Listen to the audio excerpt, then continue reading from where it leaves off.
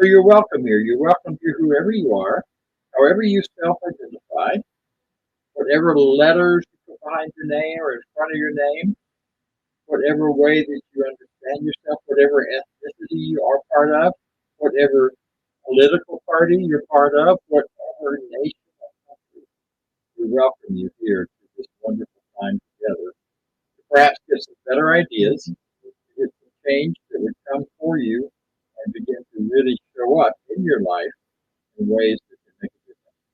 We are all about being a welcoming spiritual community, and one of the many things we do is to teach ideas and thoughts about spiritual growth, tools for spiritual practice. So today I welcome you to this as we celebrate and as we step into this time of into we see. I'll talk more about that as the hour goes on.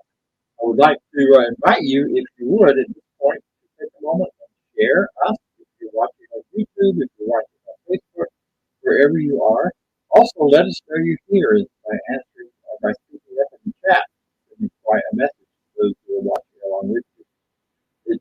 Every time you share, every time you add us to your list somewhere on Facebook or on any of the social media, you are expanding our outreach to more and more people. So thank you for that. Thank you for that. So let's hear now a little more about who we are, about what we believe, and our declaration of.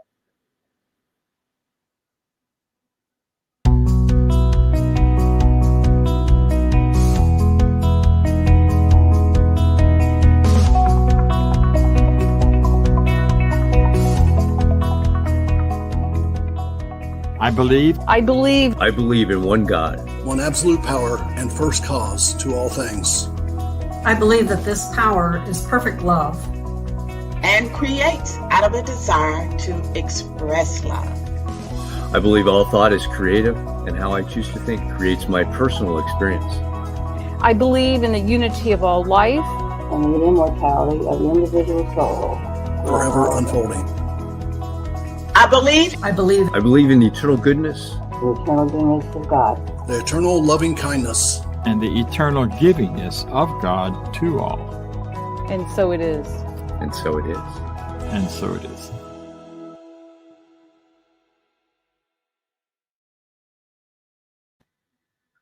So those people you just saw are a part of our community. They are either board members or members of our practitioner team. And practitioners are folks who have studied this teaching and gone very deeply into it in ways that allow them to bring forward great change and great productivity and possibility and greater living, prosperity, all of those things into their lives. And as such, they then learn how to also do that for other people. In a world of oneness, in a world of unity, any work we do spiritually with ourselves affects those around us. But when we know how to do that specifically and directly with another person, it becomes a very powerful tool for change. And those who do that, we license by our national organization to be considered licensed practitioners.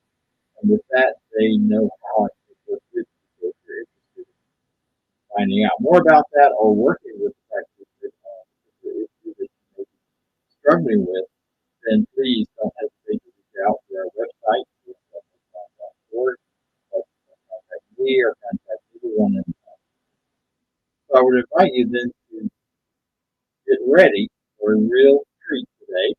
We have one of our regular practitioners who's going to share with us. She is we often call her the Reverend, even though she's not an unofficial title. She might as well be. I'm happy to introduce to you Norma. Good morning, and thank you so much, Reverend Bob. Good morning to all of you.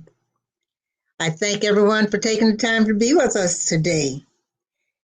I would like to share with you a reading from a book that we are currently using in our discussion group.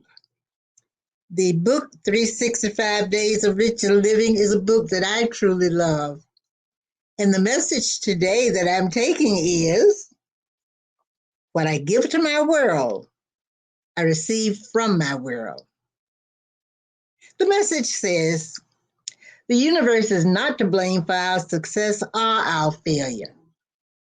Too often we use it as our alibi for failing to attain our goals. The wise have always known that they alone determine their good or their evil. The universe is a plastic, impersonal substance forever taking form according to the patterns which we give it. Each of us is what he is because of what he conceives himself to be. Each of us is where he is because of his general state of consciousness. Metaphysics without teaching a law would not be a science. We are constantly thinking something, and the sum total of our thinking comprises our mental attitude or our consciousness. This is what we give to the world, and on the basis of what we give, the world responds in return. Its sole purpose is to respond to us and to create forms for us. Knowing this, we stop our stupidities and hold fast to our right thinking. Winwa Babu of Nairobi had other thoughts regarding what we give and get in one of her articles. She said, we live in an energetic universe, and all things are made up of energy. We magnetize to ourselves the very things that match our energy. Your world will reflect these deeply held beliefs under compulsion, and this will be your reality that you will brutally defend with evidence. And while you will blame people and justify yourself, it is your belief that are drawing these things and people to you through universal law that is like a broadcast signal or a magnet, because like attracts like. And now let's prepare for our morning prayer treatment by taking a very deep cleansing breath. All I ask is that you listen with your heart and accept that you feel is for you, that you are right now in the presence of God.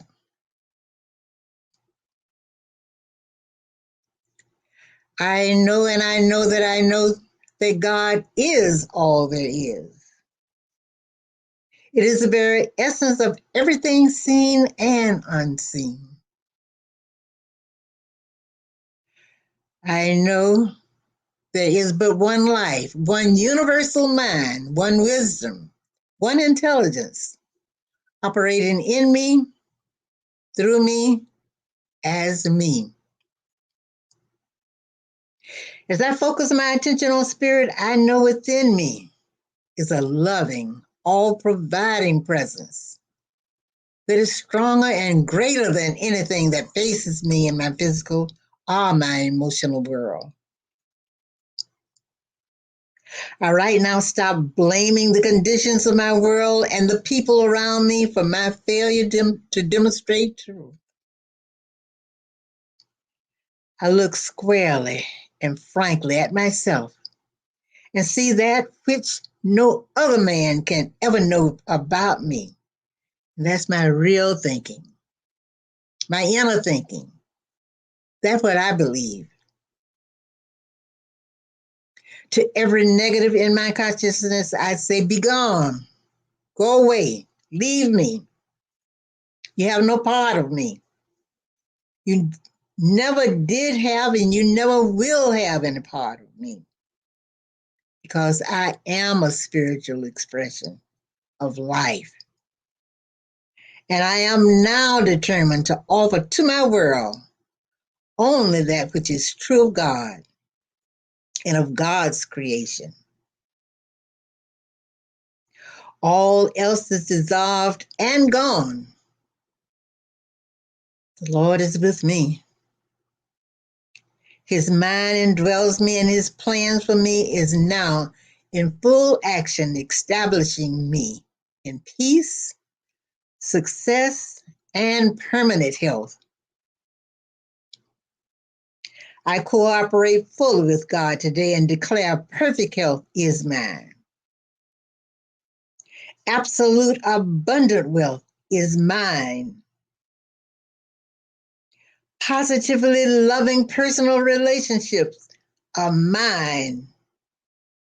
An expansive creative self-expression is mine. Grateful for this truth, I accept that it is so now. I let it be so. And so it is.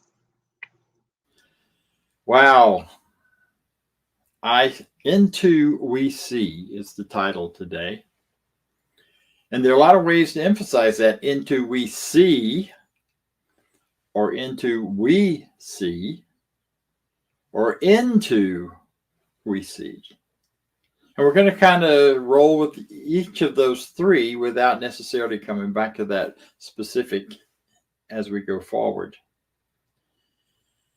Because what this talk is really aimed for and is really about is helping each of us, supporting each of us, inspiring each of us to see into the we-ness of life, into the we-ness of the people around us and the world around us and the creation around us in a way that brings us great feelings of love, compassion, joy, and excitement rather than fear, dread, and loneliness. Our Declaration of Principles has a whole lot to it other than the small section of it we read each week. And we don't do all of it because it would take way too long. But here's one of the phrases, or one of the parts of the Declaration of Principle written by Ernest Holmes, our founder. The manifest universe is the body of God. It is the physical expression. I'm paraphrasing on top of it. The physical expression, the manifest universe of the infinite. It is the logical and necessary outcome of the infinite self-knowingness of God. So, we are living in and sharing and looking at and knowing this manifest universe as the very infinite itself showing up in physical form, as God itself taking shape and form. When I think of the beauty of nature, I think of a nice, beautiful, quiet, mosquito-less walk in the woods. Or I think of a time of just celebrating the absolute beauty. The first time I stepped up to the edge of the Grand Canyon and could hardly breathe. It was so amazing and spectacular. Or moments of just caught up in the beauty of something small and simple. Watching an ant bed do its thing. It's easy in that world to feel that joy and that feeling of power and that feeling of goodness and that recognition of the spirit around us.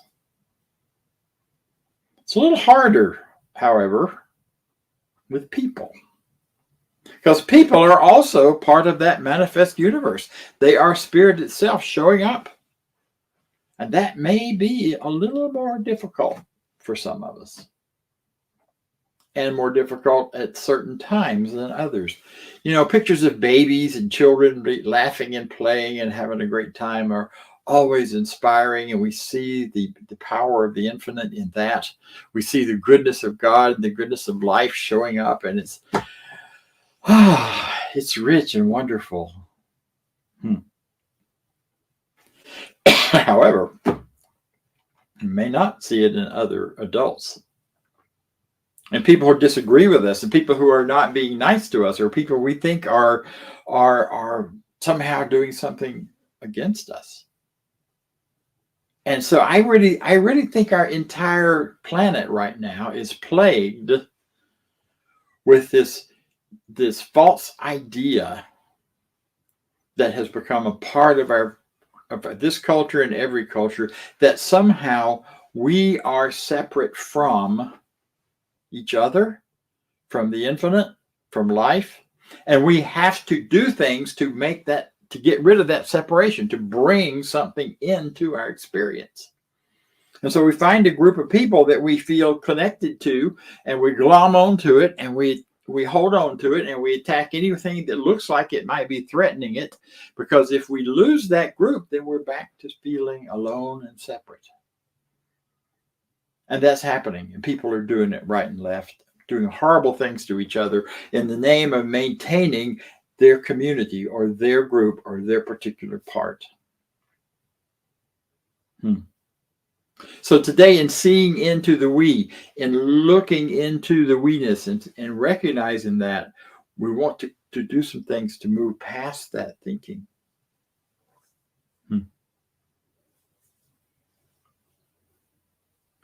One of the things that Ernest Holmes talked about in his Sermon by the Sea, which was his final speech, final talk to the organization in 1959, and before he made his transition later that year, or I'm sorry, in 1960.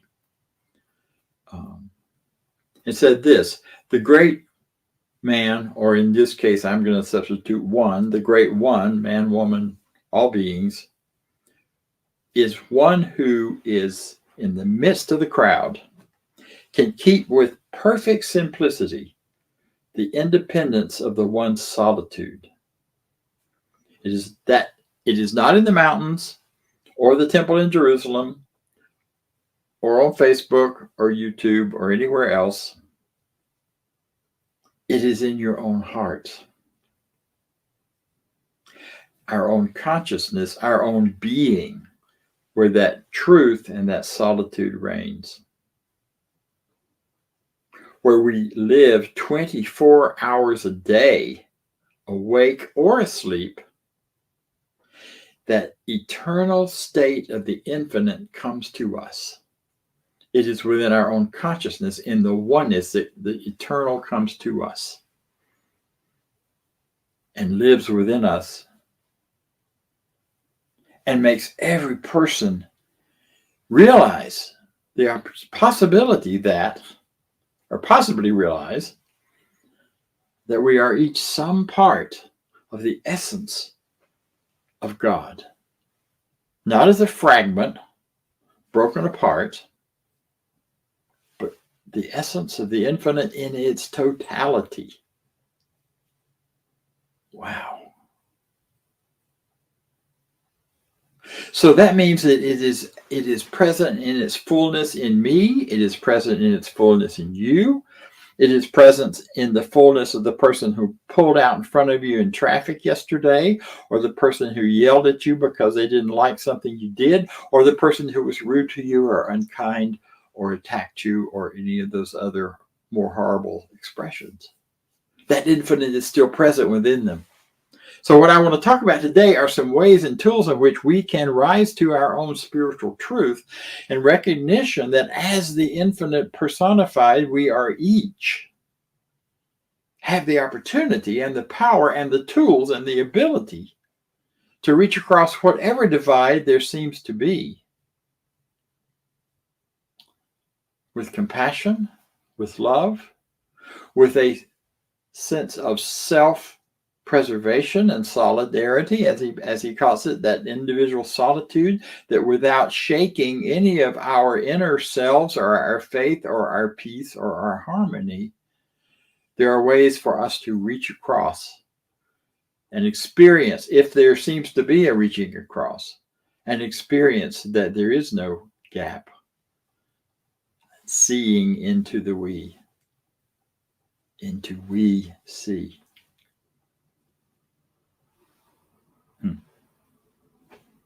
It's really important that we not attempt to do that with others until we've dealt with it within ourselves.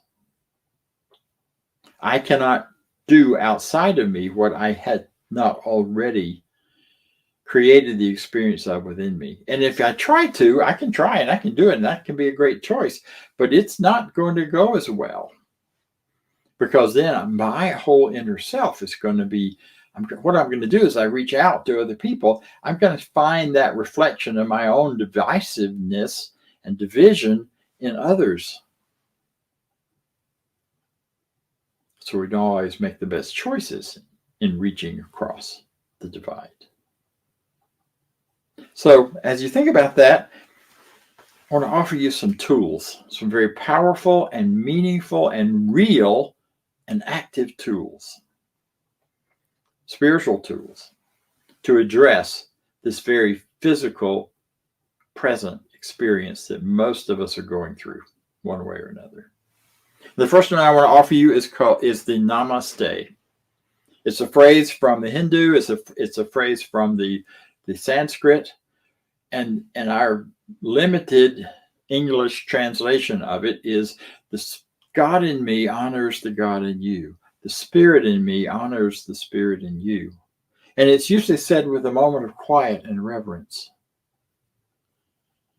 Another version of that is our affirmation for this week, which just doesn't sound quite as strange. And that is, I see Spirit in everyone I meet.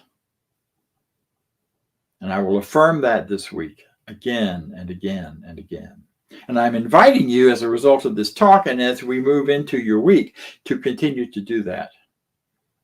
To see Spirit in everyone you meet. To me, it's the same thing. But it is also doing it from the perspective of recognizing that I cannot see that in you if I do not see it in myself. If I don't see the infinite, if I don't see the qualities of the infinite within me, how can I do that with you? See it in you. So I continue to say, Namaste. The Spirit within me honors the Spirit within you. There was a book, the first book I ever got hold of even before I was in this teaching. I was reading it because I wanted to be a better communicator as a Baptist, and in a world where I felt kind of separate and isolated, and not a new experience for me. And so I read this book called The World's Greatest Salesman. How can I connect with people in that way? Ogmandingo wrote it. And in it, he said, when you meet anyone, when you see anyone, when you walk up and say hello to someone, when you walk past them, whether you say hello or not, say, I love you. Quietly, in the private of your own heart, not out loud, because, you can get arrested for stuff like that. But just in the silence of your mind, look people in the eye when you can and say from within you, I love you. That doesn't mean I want anything from you. That doesn't mean I'm trying to make anything happen. It's just saying, I honor and love you and want you to have the very best of what you want for yourself, knowing that you deserve it and that it's good for you. I love you. It's a powerful experience to try that. Just try it this week. Anybody you meet, every time you walk, when you go to the grocery store, everyone in front of you in line, everyone behind you, the people you meet in the aisles, I love you. See if that doesn't begin to bring a change about in you, which then allows that connection across the apparent divide. Second tool, which is the cornerstone of this teaching that we bring to ourselves and to the world, is the business of spiritual mind treatment.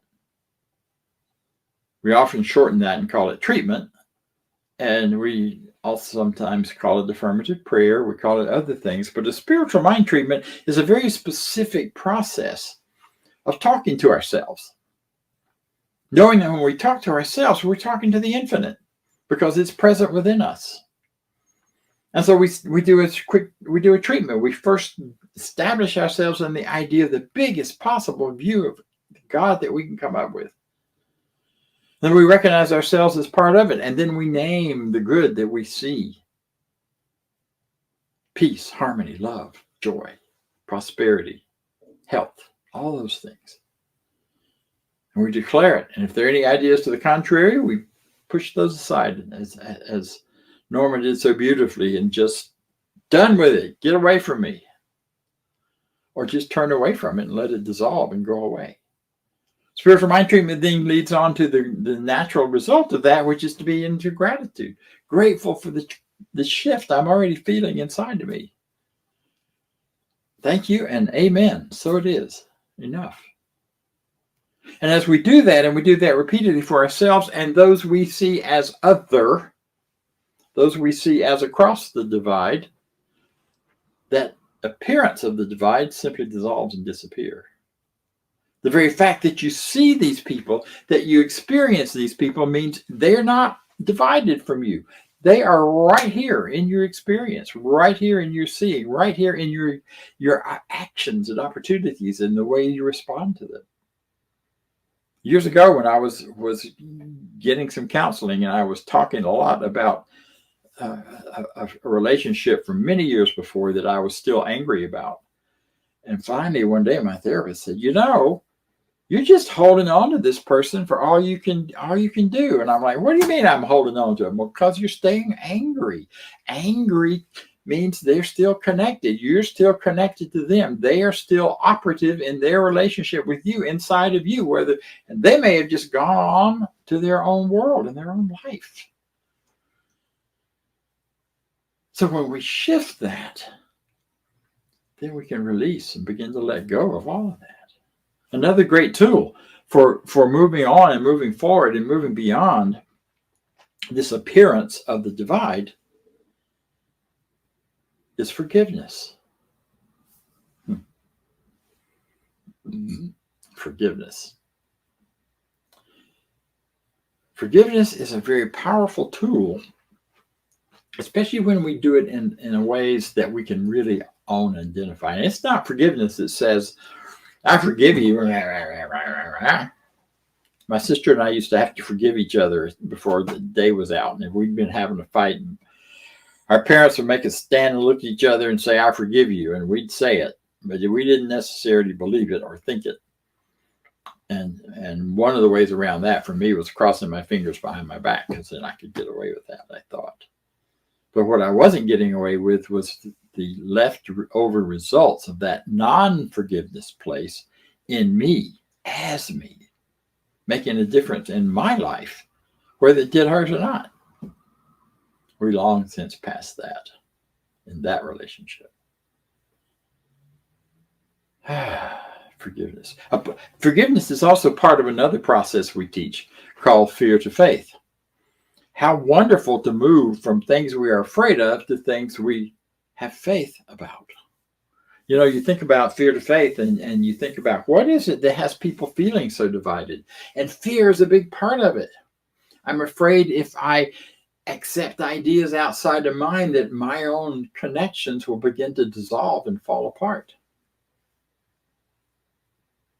There are people, a number of people, a lot of people in this organization who are attempting to reach across the various divides, the divides between conservative and liberal, the divides between political parties, the divides between people who understand and who don't understand one another. And one of the interesting things about that is you've got to find people who want to reach across the divide, who can step beyond their fear enough to realize that it's okay to hear another idea. And that doesn't threaten losing the one you have. That's what that opening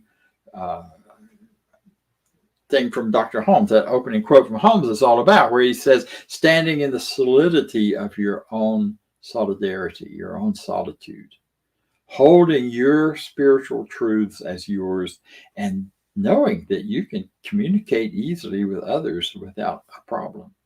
So fear to faith is a specific process in which you name your fear. You get real clear and real honest about it. What am I so afraid of? What are my beliefs that are supporting that fear? Do I believe something terrible is going to happen? Do I believe if I do this, I'm not being the person I should be? What is the belief? Do I believe that person can do me harm? And then moving from that into the embracing, the pulling into our awareness, our consciousness, the ideas of the infinite, the qualities of the infinite, that would be the antidote to the fear. One of the deep fears people have is that whatever is going on in your life that isn't working, that it'll always be there, or it'll just get worse till you die. Where we replace that with a belief in health, in a belief in growth, in a belief in change, in a belief in possibility, in a belief in the qualities of God, like love, like transformation. Wow, yeah. Like peace and harmony. And as you replace those and as you work with that, you will find the very experience of the thing you're afraid of ceases to be. We do that with the thing called releasing prayer. You release the belief in whatever the negative idea is, and you embrace the belief in the infinite. I embrace the belief in my wholeness. Embrace the belief that I am always unified and connected with myself and everyone else. I embrace the belief in the namaste, that I can honor and recognize in you everything. Because that's how we begin to then build the bridge before we've ever spoken any of this to anyone else. It has to go with and along with and as part of. And if all that sounds way too complex and too complicated and too much about having to learn specific practices and things, then I have another one that doesn't require all that. Just be curious. Remember, and if you don't remember, watch some videos about it where kids are just so curious about each other and about other things. And they ask those terribly embarrassing questions that are embarrassing to we adults, but for them, they're just curious. Like, did you know your one eye is a different color than the other? That's not intended as anything negative. It's just a question. I'm curious about how you feel about that. And if you can, I'm curious about what matters so much to you about your particular stance in the world. I'm curious, are you interested and willing to look for some mutual understanding with me about politics, about spirituality, about religion, about any of those things? Yeah, curiosity. Stay curious. Keep being curious. Keep reaching out in your own mind and in your words. Because here's what happens. I love the idea that Norma brought up about being magnets. We're magnets. And we are magnets for those things which we deeply believe in and hold. So as you get curious, and if your solid energy is around curiosity and wanting to know and understand and connect with the world around you, including all of its people, that becomes a magnet, and they will show up in your life. And you will find opportunities and ways to reach across what has appeared to be a divide just by being curious. Because, see, what we forget is that we are, as expressions of the divine, we have a power within us that we can use just by what we believe and how we believe it. That power activates and operates whether we choose it or not. It's going all the time. So if your belief is caught up in divide and separation and difference, that's what you're going to experience because you've created that for yourself. If you're caught up in compassion and love and caring and understanding and wanting to know other people and how they operate and why they operate that way, that's been my curiosity my whole life. Yeah. What makes people work? Where can I find a place to connect with compassion and caring, whoever they are?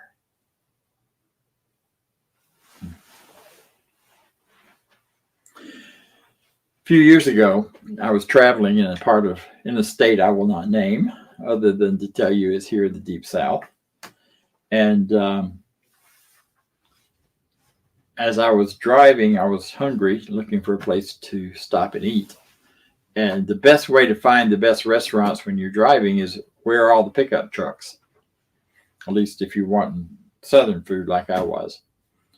And there it was. I was passing a little cafe on a major highway and didn't see, it wasn't no advertised name or any of that. It's just a cafe on the side of the road. But I'm telling you, the parking lot was jam packed with pickup trucks. And I went, hot damn, that's going to be good food. So I pulled over, I went in, and as soon as I opened the door, everybody in the place turned around and looked at me. Obviously, I was the person driving by and they had never seen before. I smiled and went and sat down and got a table, got my food ordered. And while I'm waiting for it to order, I decided that I needed to use the restroom. So I did.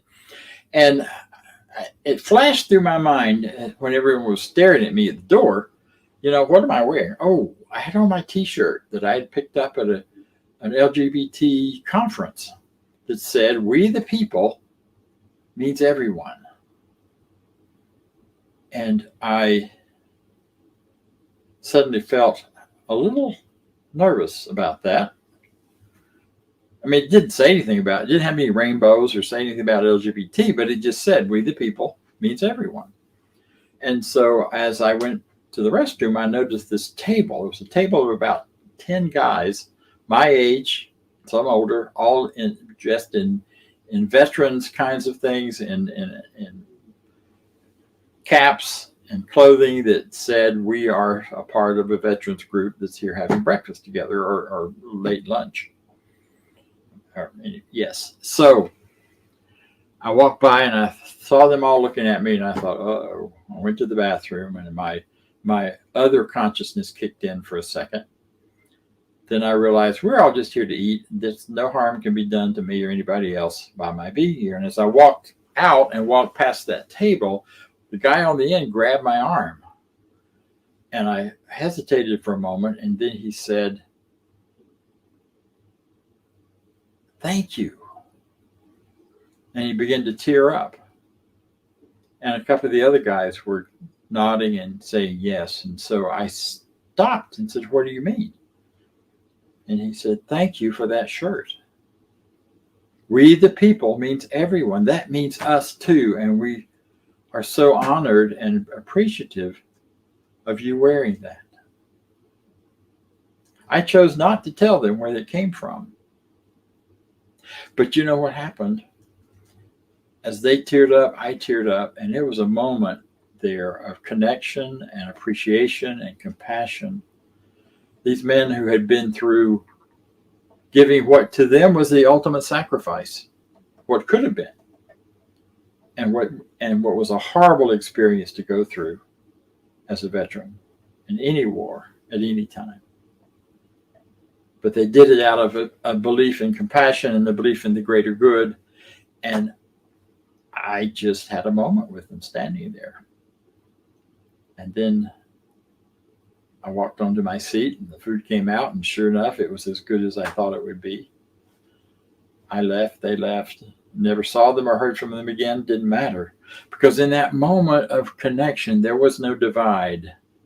There was no divide between me, who never went to war because I was able to avoid it because I wanted to back in my college days. Me, who I'm sure has a very different political view than any of them. Our commonality was wanting to eat good food at the same place. And the idea that this is for all of us, everyone, not my group versus your group, not my family versus your family, not me versus anything, but life unfolding with ease and grace and beauty and perfection.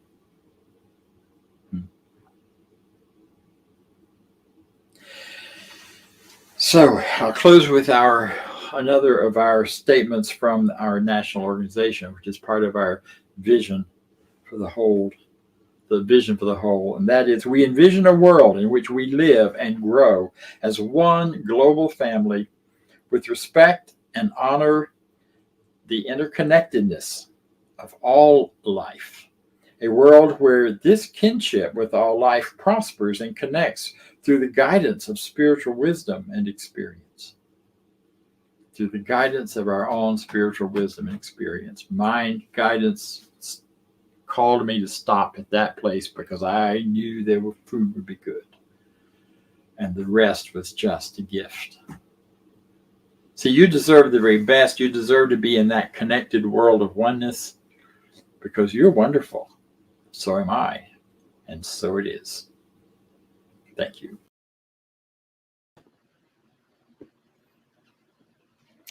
Thank you, Dr. Bob, for that wonderful talk of oneness and connection. And with that, I'd like to welcome everybody here. We enjoy your company every single week, and you have the opportunity to give and share to help us maintain this organization, this community that we have, which is wonderful, loving, supporting, uplifting.